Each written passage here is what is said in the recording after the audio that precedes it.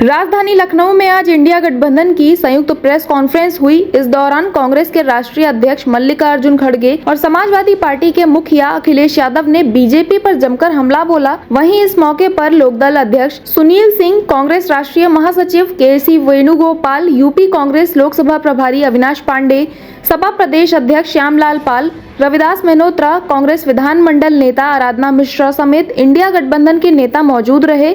कांग्रेस अध्यक्ष मल्लिकार्जुन खड़गे ने कहा कि जनता ने मोदी जी की विदाई तय कर दी है। 4 जून को इंडिया गठबंधन की सरकार बनने जा रही है। 2024 का चुनाव विचारधारा का चुनाव है। इसमें 2 विचारधारा के बीच लड़ाई है। एक गरीब की भलाई के साथ खड़ी है और दूसरी अमीरों के साथ धर्म के आधार पर लड़ रही है। इसके अलावा क्या कुछ कहा, आप भी सुनिए। अभी तक 4 चरण के चुनाव पूरा हो चुके हैं। इंडिया गठबंधन मजबूत स्थिति में है। हिंदुस्तान की जनता ने मोदी जी की विदाई तय कर दी है। पूरे देश का माहौल देखकर मैं विश्वास के साथ कह सकता हूं, 4 जून को इंडिया गठबंधन नई सरकार बनाने जा रही है। 2024 का चुनाव देश का सबसे बड़े महत्वपूर्ण चुनाव है। ये चुनाव देश के लोकतंत्र को बचाने का, संविधान को बचाने का ये चुनाव है और एक विचारधारा का चुनाव है। हम 2 विचारधाराओं के बीच लड़ रहे हैं। ये 2 विचारधाराओं की लड़ाई भी है। एक तरफ गरीबों के पक्ष में लड़ने वाले पार्टियां एक होकर लड़ रहे हैं और दूसरे तरफ जो अमीरों के साथ रह के अंधश्रद्धा और जो अपने को ठीक लगता है वैसे लोग धर्म के आधार पर, रिलीजन के आधार पर वो लड़ रहे हैं। लेकिन हमारी लड़ाई गरीबों के ओर से है, जिनको खाने के लिए एक वक्त का खाना भी नहीं मिलता, जिनको नौकरी नहीं मिलती और जो लोग एम्प्लॉयमेंट के लिए तरसते हैं। पढ़ लिख के वो लोग रास्ते पे आते हैं। ग्रेजुएट बनने के बाद भी, इंजीनियर बनने के बाद, डॉक्टर बनने के बाद, डिप्लोमा होल्डर रहने के बावजूद भी उनको नौकरी नहीं मिलती और सरकार में इतने नौकरियां खाली है। उन नौकरियों को भी केंद्र सरकार भर्ती करने के लिए तैयार नहीं है। इसीलिए हमारी जो गठबंधन है, ये गठबंधन बेरोजगारी के खिलाफ और जो कीमतें इतने ज्यादा हो गए हैं उसके खिलाफ लड़ रही है। और मैं पहले ही बोला, एक तरफ अमीर, एक तरफ गरीब। इस जो डिफरेंस है, फर्क है, इसको मिटाने के लिए हम लोग एक होकर गरीबों की लड़ाई लड़ रहे हैं। आगे के पीढ़ी को सुरक्षित रखने का, उनके हकूक की हिफाजत करने के लिए और उनको जो खास करके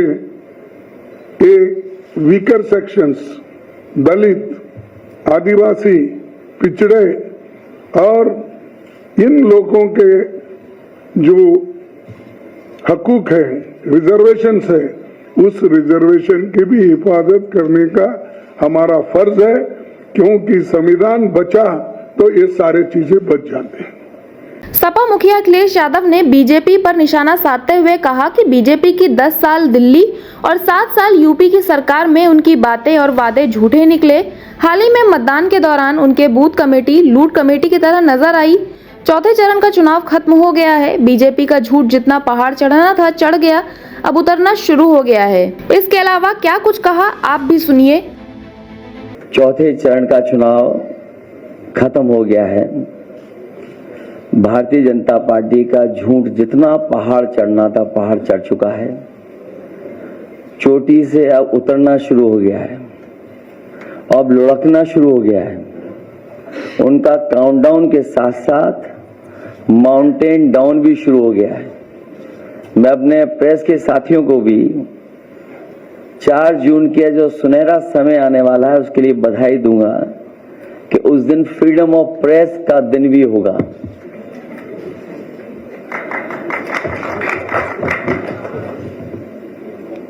मीडिया मुक्ति और फ्रीडम ऑफ प्रेस का दिन भी 4 जून होगा। भारतीय जनता पार्टी अपने ही नेगेटिव नैरेटिव में उलझ गई है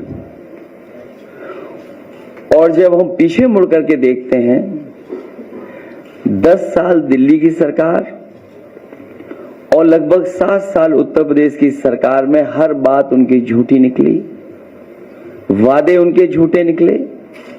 और हाल में जो हम लोगों ने उनका चुनाव देखा है वो उनकी बूथ कमेटियां लूट कमेटी के तरह काम करने लगी हैं और जो जन समर्थन इंडिया गठबंधन के लिए जनता में दिखाई दे रहा है, आने वाले समय में 140 करोड़ की जनता भारतीय जनता पार्टी को 140 सीटों के लिए भी तरसा देगी।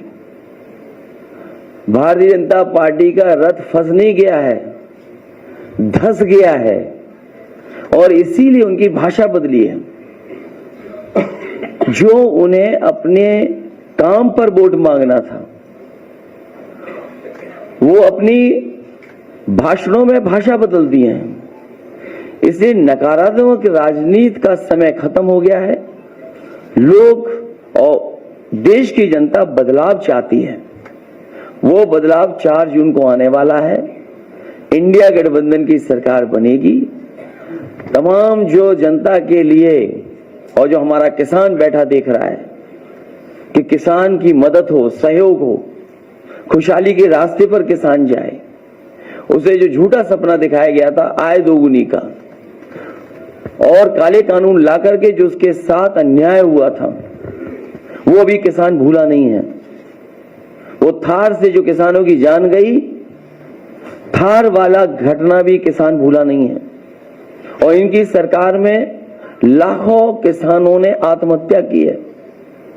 बुंदेलखंड का इलाका उत्तर प्रदेश का वो है जहां पर सबसे ज्यादा किसानों ने आत्महत्या की। जो जन समर्थन मुझे कल दिखाई दिया है, बुंदेलखंड के लोग भारतीय जनता पार्टी को खंड खंड कर देंगे। वहां पर कोई भी खाता खुलने वाला भारतीय जनता पार्टी का नहीं है।